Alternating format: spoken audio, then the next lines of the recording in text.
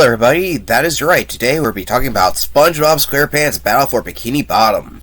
This is considered by many to be the quintessential SpongeBob game. As a matter of fact, it's being remade, as you probably already are aware. But if you're not aware of this game, this is a 6th generation SpongeBob 3D platformer where you take control of SpongeBob, Sandy, and Patrick and explore Bikini Bottom and try to collect as many golden spatulas as possible, as well as traverse through iconic locations from SpongeBob in its classic era. You probably also heard this is one of the best licensed game from the 6th generation next to Spider-Man 2, and you are not mistaken. This game is great. In fact, I would say it's one of the best 3D platformers ever created. Maybe not one of the best, but definitely one of the best licensed ones. This is definitely one that I highly recommend, so let's get into it. The game has a pretty basic plot, so I'll go over it. Plankton makes an army of robots, but he said that too. Don't obey instead of obey. So now there's robots all over Bikini Bottom and surrounding areas, and as SpongeBob, you gotta get rid of them, as well as Patrick and Sandy.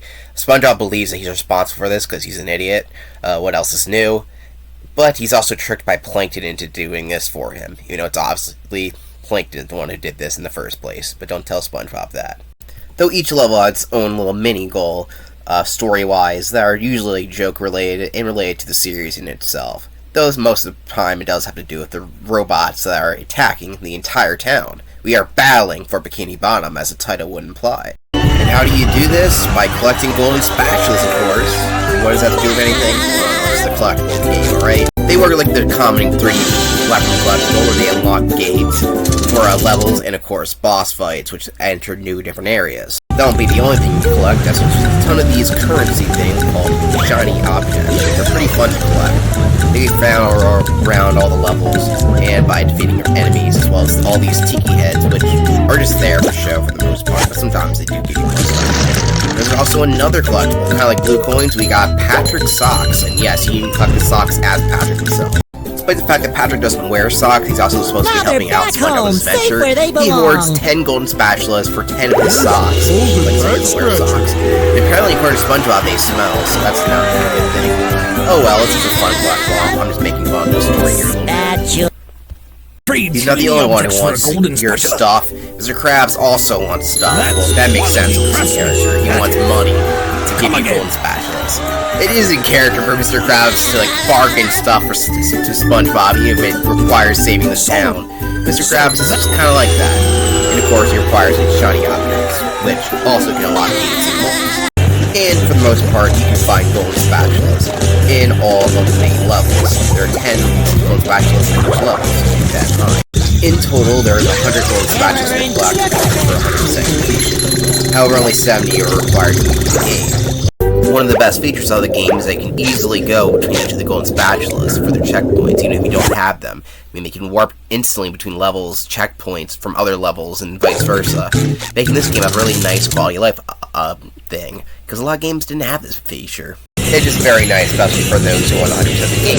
The game isn't too difficult to 100%, there is some difficulty to it. For the most part, if you're a younger player or have kids who want to play this game, I do recommend it since it's nothing too challenging here, though it can get pretty challenging if you want to go through all that stuff.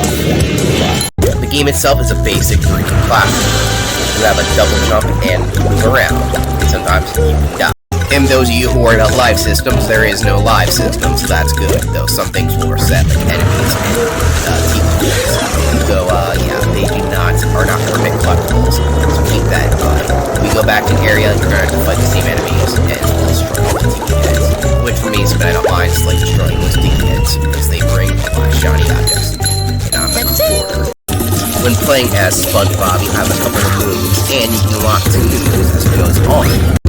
From the start, you have a couple moves you can use. The bowling ball is not one of them, but is one that you get. Bowling bubble is basically a projectile that allows you to shoot it out. You get this after completing the first area. It can be useful, but it's also kind of annoying since SpongeBob's constantly moving while using it. So SpongeBob can use his basic bubble wand to hit and destroy basic enemies and obstacles. SpongeBob has 2 more attacks from the get-go, like his bubble stomp attack, which is very trivial. The other one is a upper ground attack, which I can get good footage of because I rarely use it. Essentially, both these attacks only aim upward or downward. And they are nice, but they're not going to be your main ones. You're mostly going to use your future upgrades or your basic bubble wand attack. Nothing need to do much attacking, because this game is mostly a platformer rather than an attacker. SpongeBob's last attack, he unlocks the last area of the bonus, which allows him to, shoot a missile. It's limited time, and he can go anywhere he wants. And it's a very useful attack, and he's in previous areas. Helps with anything, especially if enemies. It's great. However, he can't. There are other things that SpongeBob can do. For example, he can luggage up nuisance hookies. SpongeBob really shouldn't be playing hooky, but hey. These don't appear that often, but they're easy ways to get free shiny objects as well as easy spatulas. And you can see SpongeBob's butt crack. Another mechanic that actually every character can use is slide mechanics. These slides appear throughout the game. They start off pretty easy, like they go down the list, they get really hard. The one you're seeing right now is one of the lighter ones. It's currently hard, but we'll get to that when we get to it. And of course, SpongeBob, Patrick, and Sandy can all slide down. So Sandy's usually the best one because of her mechanics, but we'll get to that right now. As mentioned, you're not just playing as SpongeBob during this adventure, you're also playing as Patrick and Sandy as well. Each of the levels, you'll either get the option during some segments of playing as Patrick and Sandy. Only some levels let you play as Patrick, and others let you play as Sandy. It goes back and forth. Patrick has the most secret SpongeBob. He has a belly flop and a belly gum. He has no upward movement. However, he does have the unique ability to grab objects, mostly watermelon and other rockets. He overall doesn't feel that great, but some of the mini games are pretty fun. I do prefer Sandy much over Patrick because her mechanics are a lot funner. Sandy has a lot more platforming elements, which is fun since the game heavily relies on platforming. For example, she can swing on these Texas things for rope, or lasso I should say, and she can use the lasso for multiple different other things too. Like you're going to see right here, she can hover in the air for a short amount of time, which is great for platforming, especially during the slide missions, because you can use that there. Sandy's movement basically makes her about the funnest character to play in the game, just because of how fun it is to swing over in different areas there. There's Black items that are out of reach of both SpongeBob and Patrick. I mean, she can use her lasso to lasso other enemies and objects, which is really nice to do. Now that that's done, let's go into the levels you'll find on the Bikini Bottom. You'll find that all the levels are either main areas from Bikini Bottom or classic areas from very popular episodes. When starting off the game, you get to learn the controls in SpongeBob's house, which is pretty cool. You can even go into his giant library that he has. Remember that library? Yeah, we went into that library. That's pretty cool. You'll find in the hub world, you'll find iconic areas like Country is making the Krusty Krab lose money like a sinking ship. Which is pretty cool. No money. In the second area, you can see Shady Jules, the police department, and of course Sandy's street owner. They even have a unique model for SpongeBob and Sandy, only seen in this one area, and it's hilarious. You gotta love that Season 1 reference. You even get a golden spatula for destroying all Squidward's hard work. But geez, SpongeBob, why would you destroy Squidward's lovely artwork? But all that time and effort into doing that, that's not nice. In the final part of the hub world, you'll unlock, you get to visit the Krusty Krab, the Chum Bucket, and the movie theater. Everyone's favorite location in SpongeBob. Now onto the levels themselves. The first level you're going to find is Jellyfish Fields, an iconic landmark of SpongeBob. According to the Jellyfisher Field Manual, severe jellyfish stings can be treated effectively by applying a thick layer of king jellyfish jelly to the affected areas. I like Squidward. You'll also notice that every character has their main voice actor reprise the role for the video game in classic Golden Age fashion. Well, everyone except for Mr. Krabs, whose voice is very jarring compared to all the official cast members. Of course, what are employers for? Besides, them shiny objects is worth lots of money. But it doesn't matter since everyone else sounds like how they're supposed to. From Mrs. Puff to Larry the Lobster. I'll stay here and protect the babes. The nice thing about this is that this game has great writing. It feels straight out of the classic era since it is, but it feels just in line with the show and has the exact amount of charm that we'd hope from a SpongeBob game. If this came out later, it wouldn't have the exact charm, all the characters would be assholes, but everyone is charming, and SpongeBob is just as likable as he was in the first 3 seasons, and not a creepy stalker like he is in the later seasons. Why they do that to my boy SpongeBob, the world may never know. Anyway, back to Jellyfish Fields. The other character we'll be playing as is Patrick, and of course there'll be robots to fight. I'll mention robots if they're necessary, but there's a couple types of robots. They aren't really that challenging to fight. There are some that are kind of unique, so I'll mention the ones that might be more unique to you if you need help with anything. Funny enough, in the remaster of this game, they kept all the voice lines, including Mr. Krabs, who still sounds just as uncanny as he did back in 03. So after basic platforming challenges, you'll fight the King of Jellyfish in a small boss battle.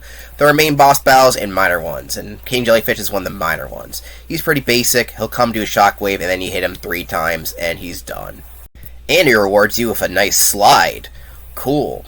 As you can see, SpongeBob decides it's a good idea to slide on his tongue.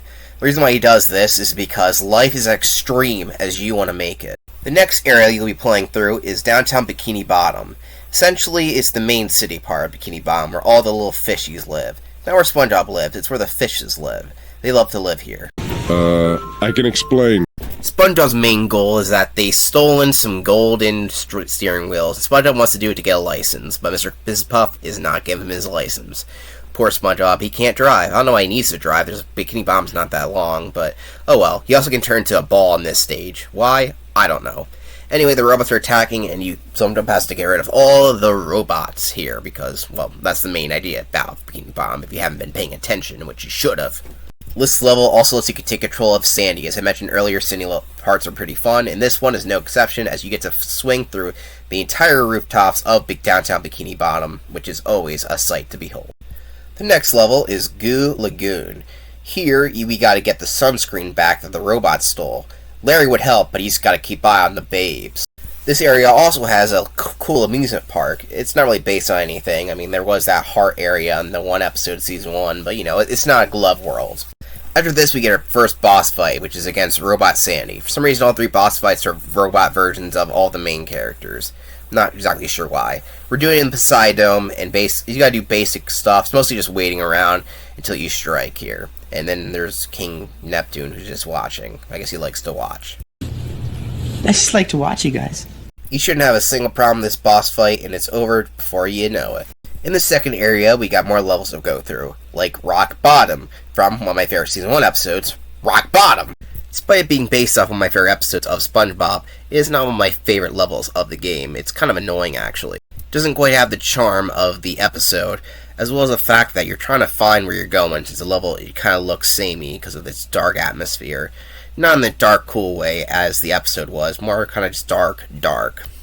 And it has these incredibly annoying enemies that just do not want to be defeated.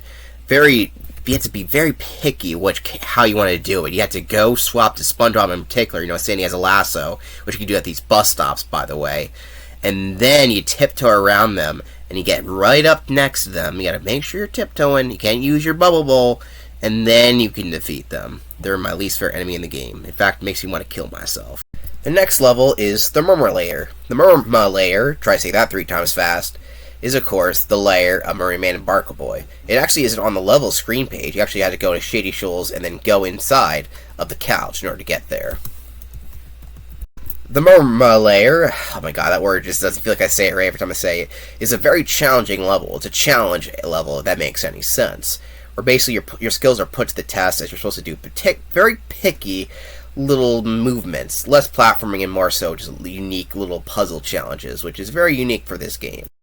This little puzzle you have to do with this ball is very infamous because the timing has to be perfect in order for it to go just right.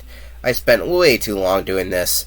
It's not as hard as it looks, but just having to learn the timing is what kills you on this little ball and maze thing, especially having to wait for this animation for 50 times in a row. If you get through the Murmur Lair, you fight this weird plankton krill guy. Not really actually plankton, you know, but whatever. He's not from the show. They just made him up for the game.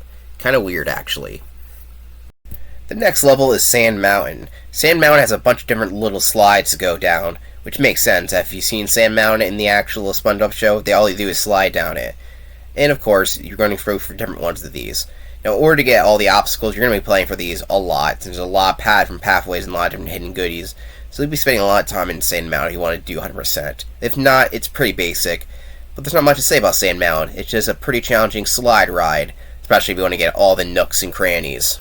Once this is done, you have to fight a robot Patrick who just spins slime and eats slime ice cream around. It's not the best boss fight. In fact, it's a very time-consuming boss fight. Pretty much mentioned before that most of the boss fights are basically just waiting games. I'm the biggest fan of waiting game boss fights, but it's not too bad. Just kind of It's probably the worst boss fight in the game, to be honest. Finally, we'll go to the next level of the third area, this being Kelp Forest. At this point in time, Kelp Forest only appeared in one SpongeBob episode, Club SpongeBob, which is a classic episode. However, The kelp forest looks a lot different in this game than it did in the show, where even though can be dark at times, it's mostly a funny episode. Here it's very dark and atmospheric, very different than the one that was in the episode. The 6th gen version of this game can be more challenging, since finding your way around this forest can be kind of annoying, especially you have to find these kids all over the place that Mrs. Puff lost because she's not that great of a teacher. Sorry, Mrs. Puff, but if you can't train SpongeBob, then you can't do your job well. Poor Mrs. Puff. Anyway, the level is pretty unique since it has pretty challenging platforming segments. I think it's actually the hardest level in the game, even more so than the actual quote-unquote hardest level of the game, especially when you're trying to find all the elements, since except this level does feel like a maze, and trying to traverse it can be easier said than done. And don't get me started on this kelp slide at the very end of the level. This slide will test your patience. In fact, it is easier to do what's going on screen, skipping over a part of the stage, which you can do easily there, than actually going through part of it, because that early part can kill you. This part of the level makes you realize that you actually can slow down your slide. I'd never used it before until this level, because it is so narrow and so tight that this is so annoying to do. The worst thing about it is that there's 2 ways to do it. You can just go down and bite normally, or a time limit. The time limit isn't too hard to beat.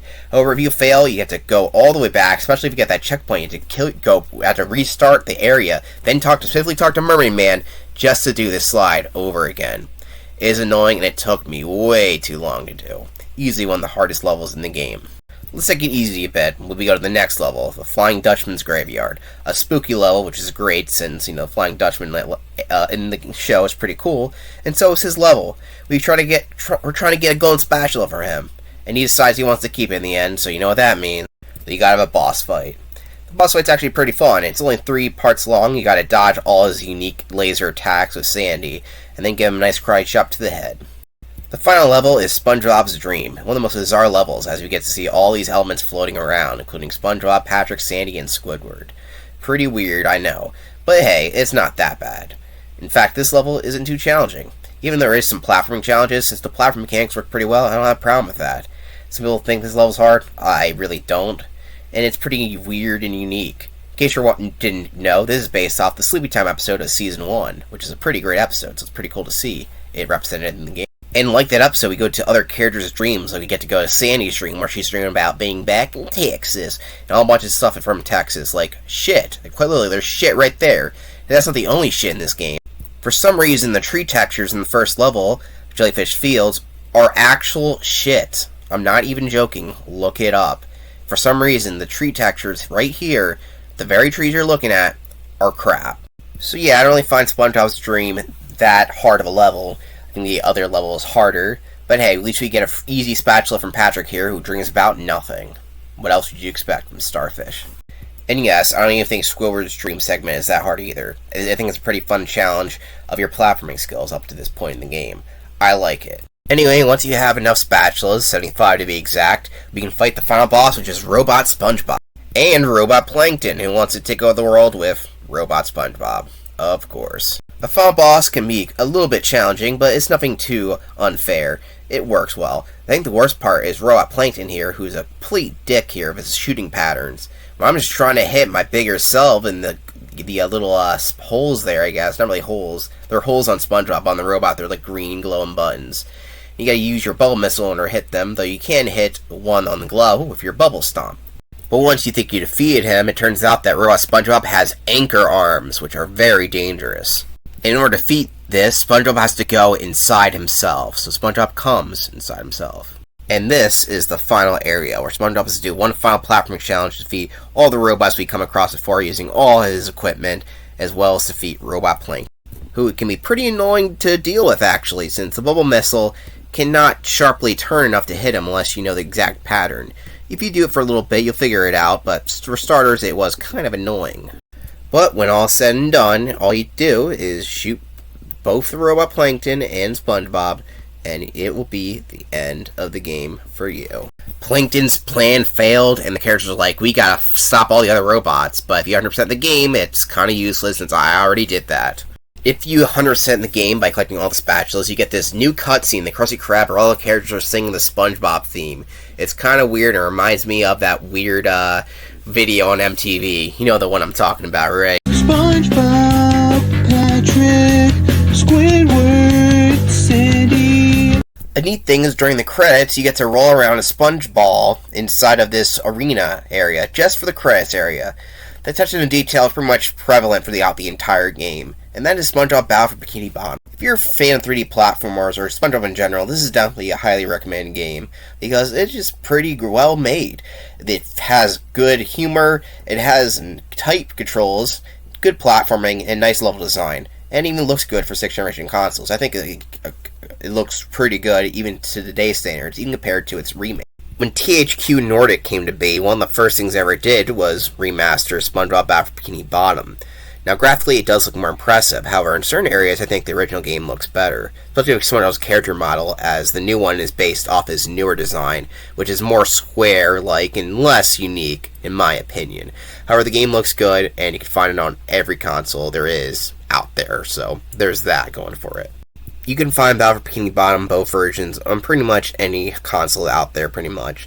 The original game came out on PS2, GameCube, and Xbox. The Xbox version apparently runs the best, from what I hear. I played it on GameCube from my personal experience. It ran pretty well. I liked it. And you can find the remaster on Switch, Xbox One/Series X, as well as PS4 and PS5, and Steam release, meaning that it's pretty easy to find this game, and all versions are relatively cheap, around the $20 to $10 range. And with that said, I'm going to be rating SpongeBob Battle for Bikini Bottom a 9 out of 10. Highly recommend it. Though, is it the best 3D platformer that you can, that the main character is voiced by Tom Kenny? No. That would go to Spyro the Year of the Dragon. But still, it's a pretty good close runner-up. Thank you for watching, and stay tuned for more of my videos. Hey, did you know I have a book? In fact, I have multiple books. They're available on Amazon. There should be a link in the description. However, I do have the digital versions on my Patreon, so if you want to support me and read what I have written, they're mostly kids' books, but you might enjoy it. After all, we all like SpongeBob, or whatever your video you're watching. I might reuse this clip. Then you can make sure to check it out. And thank you.